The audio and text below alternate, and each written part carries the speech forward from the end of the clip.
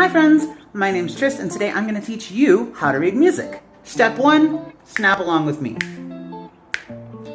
If you can successfully snap at the same time as me, congratulations, you have rhythm.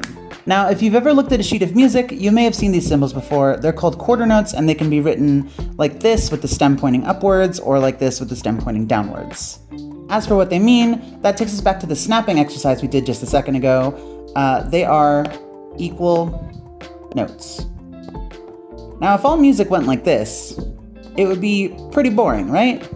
Sometimes we want longer notes. And one way to do that is to imagine a note that lasts as long as 2 quarter notes. And what do you know? We have that. It is called a half note and it is worth 2 quarter notes. So let's just swap these out. And now we do la, la, la. Now, what if we want a note that's even longer than a half note? Well, good news, we have the whole note, which is equal to 4 whole quarter notes.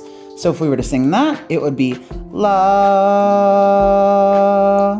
Okay, so now let's say we want something even faster than a quarter note. Well, we can chop a quarter note in half and get 2 eighth notes, which, just like their quarter note counterparts, can be written with the stems pointing up or the stems pointing down. Now, if eighth notes are half of a quarter note, that means we have to play them twice as fast, right? So instead of just tap, tap, we have tap, tap, tap, tap, tap, tap.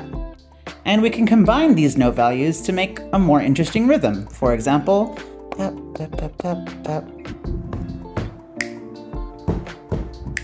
Now you know how to read and write rhythms. Congratulations, good job. Next time we'll learn how to read and write pitches. If you haven't already, push that little red plus sign for more music stuff with your friend Triss. Thanks so much. Later.